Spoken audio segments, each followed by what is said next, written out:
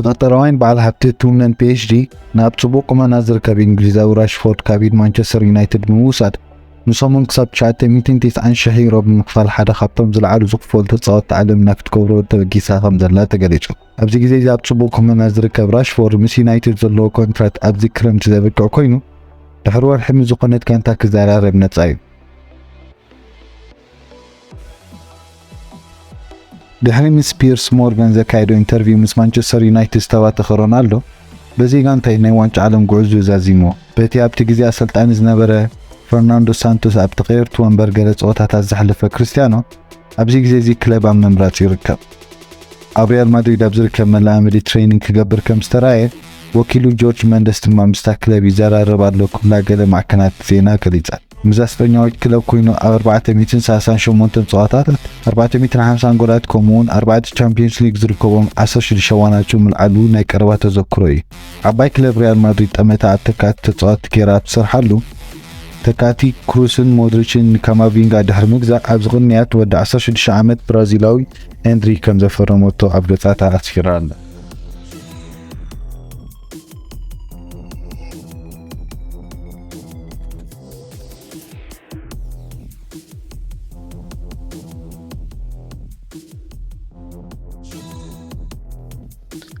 ፖርቱጋል ካብ ዋንጫ ዓለም ድሕሪ ምልኣ ኣሰልጣኒ ፈርናንዶ ሳንቶስ ካብ ስልጣን ዘሃገራዊ ንቃታ ከም ዝወረደ ተገሊጹ።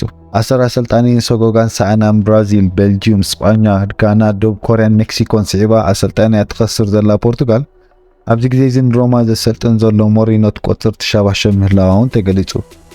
ንፖርቶ፣ ኢንተር ሚላን፣ ሪያል ማድሪድ፣ ቸልሲ፣ ማንቸስተር ዩናይትድ ከምኡ እውን ንስፐርስ ዘሰልጠነ ሞሪኖ ኣብዚ ግዜ እዚ ሮማ ናብ ዝመነጸ መድረኽ ወሲድዋ ይርከብ። ካብ ዜና ኣሰልጠንቲ ከይወፃና ሳውዝጌት እውን ምስ እንግሊዝ ዘለዎ ኮንትራት ኣብ ግምት ኣትይዎ ከም ዘሎን ምስ ግዜ ውሳኔ ክህብ ምዃኑን ገሊጹ ይርከብ።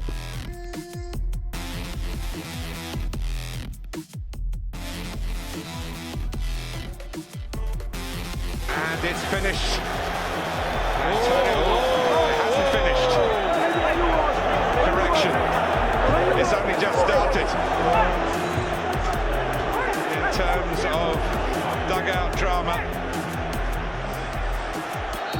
been on a short fuse really for much of the game. And Conte has certainly been red card. ኮንተ ናብ ተዓነውነው ኢላ ዘላ ጁቬንቱስ ክኸይድ ዝበሃል ዜናታት ኣብ ዝጋውሓሉ ዘሎ ግዜ ቶተንሃም ብቁልጡፍ ኮንትራት ናይ ዝሙክር ኣሰልጣኒ ከተናውሕ ምዝራብ ጀሚራ ኣላ ክትብል ኢቭኒንግ ስታንዳርድ ገሊጻ።